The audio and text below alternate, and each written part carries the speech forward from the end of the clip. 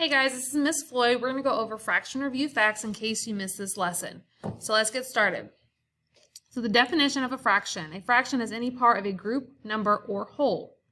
The top of your fraction is called the numerator. The bottom is called the denominator. So when you're looking at the numerator, it's the number of parts that we have. The denominator is the total number of parts the whole is divided to. So if I have 1/2, I have half of a pizza. I have 2 pieces, but only have 1. All right, let's go over factors. Factors are numbers that we can multiply together to get a product. So 3 times 4 are factors of 12, which is our product. Multiples are the result of multiplying 2 numbers. So examples of multiples of 4, 4, 8, 12, 16, 20, 24. Those are multiples of 4. When you're thinking about multiples, you always want to think, I'm multiplying something, so it's getting bigger. Factors are numbers that we multiply together to get that product. Simplifying fractions is when you divide the numerator and the denominator by a common factor until they only share a factor of 1. So for example, 27 over 54. We can divide them both by 3. So 27 divided by 3 is 9. 54 divided by 3 is 18. So 9 and 18 also have a common factor of 3. So you're going to divide those to get 3, 6. That also has another factor of 3. So 3 divided by 3 is 1. 6 divided by 3 is 2. So I'm left with 1/2. And you notice that their only common factor of 1 and 2 is 1. So we're finished. It's in simplest form. Reciprocals are when 2 fractions are reciprocals of each other if their product equals 1. So for example, 1/2. If I flip 1/2, it becomes 2 over 1. So if I multiply 1 times 2, which is 2, and 2 times 1, which is 2, 2 divided by 2 is 1. So we know that 1/2 and 2 over 1 are reciprocals of each other. Equivalent fractions are fractions that have the same value but may look different. Remember, equivalent is equal. So, for example, 1/2 is equivalent to 2/4 and 4/8. So if I was to simplify 4/8, I would also get 2/4. And if I was to simplify 2/4, I would also get 1/2. So we know that all 3 of these fractions are equivalent. Converting mixed numbers to improper fractions. You're going to use this whenever we are multiplying or dividing fractions.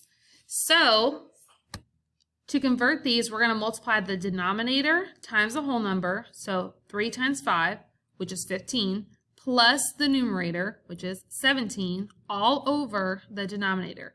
So when I convert 5 2/3 to an improper fraction, I'm going to multiply 3 times 5, which is 15, plus 2, which is 17, all over 3.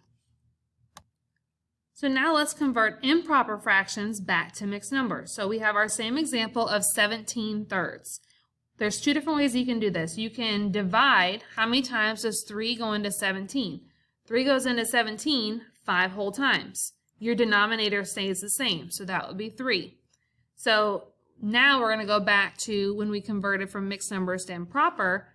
5 times 3 is 15. How many numbers are left to get up to 17? So there's 2 numbers left. Or whenever you divide, I like to call it top dog goes inside the house. So 17 would go inside of our house divided by 3. So 3 goes into 17 5 times. 5 times 3 is 15. We're left with the remainder of 2. So whenever you're writing this out, you're going to go clockwise. 5 is your whole number, 2 is your numerator, 3 is your denominator.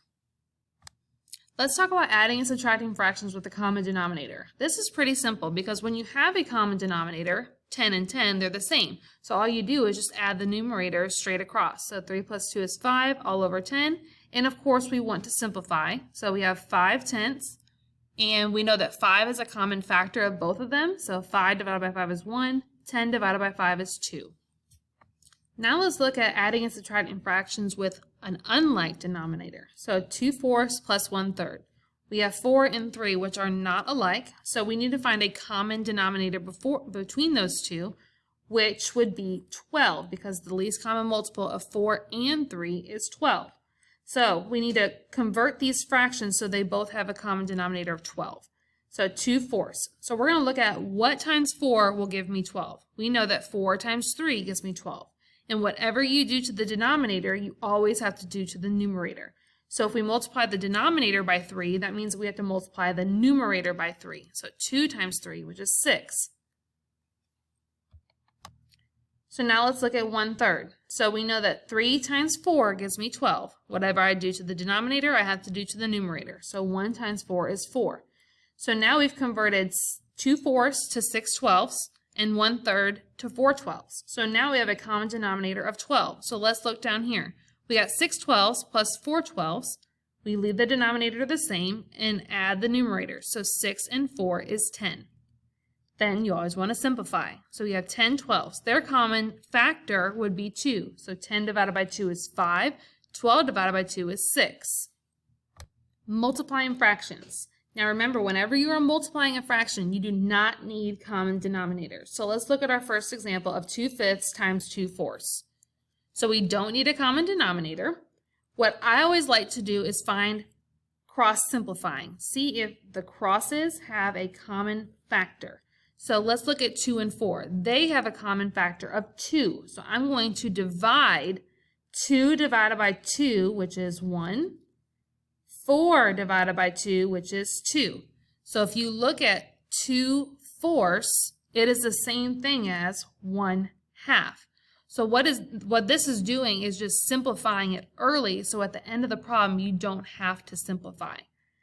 So if we were to multiply this out outright without cross simplifying, we would have gotten 2 times 2, which is 4, and 5 times 4, which is 20. But now let's look at our fractions that we cross simplified. So we have 1/5 times 2/2. Now we know that 2 divided by 2 is 1. So those actually simplify to 1.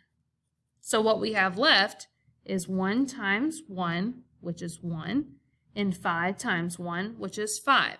So we've gotten all the simplifying done before we even finish the problem. So our answer is 1/5. Always remember that you can only cross simplify when you're multiplying or dividing. You cannot do it when you're adding or subtracting. So let's look at another example. 5 times 3/5. When you're multiplying whole numbers, you want to put a 1 underneath in the denominator because 5/1 is the same thing as 5 wholes. So now our next step is to look to see if we can cross simplify. So we have 5 and 5 and 3 and 1. So we know that 5 and 5 are divisible, or you can divide them both by 5. So 5 divided by 5 is 1. 5 divided by 5 is 1. So we have 1/1 times 3/1. So we know that 1/1 is the same thing as 1. And 3/1 is the same thing as 3. So your answer is 3. Now let's look to see what we would do if we did not cross simplify and just multiply it straight across. So 5 times 3 is 15, and 1 times 5 is 5. And then you do 15 divided by 5, which is 3. So if you cross simplify once again, you're going to do all the simplifying before you even finish the problem. It's just a shortcut. All right, now let's look at 3 1/2 times 2/3. So when you are multiplying a mixed number, you have got to change it to an improper fraction like we did up here. So once again, we're going to do the denominator, 2 times 3, which is 6, plus 1, which is 7. So that's how they got 7/2 here, because the denominators will stay the same. So we have 7/2 times 2/3, which we don't have to change that. So we have 7/2 times 2/3. So we can look to see if we can cross simplify, which we can because 2 and 2 have a 2 in common. So we're going to simplify those by 2. 2 divided by 2 is 1. 2 divided by 2 is 1. So now we have 7/1 times 1/3. So now we're going to multiply straight across. So 7 times 1 is 7, divided by 1 times 3 is 3. So if you look here, they got 14/6, and all they did was 7 times 2 is 14, 2 times 3 is 6. And then they would simplify by 2, which is essentially what we did here. So they got 7/3. So now we're going to change this improper fraction back to a mixed number. So 3 goes into 7 2 whole times. So that is your big number, your whole number, sorry. And your denominator stays the same, which is 3. So now 3 times 2 is 6. Count up to 7. There's 1 left over. So 2 1/3 is your answer.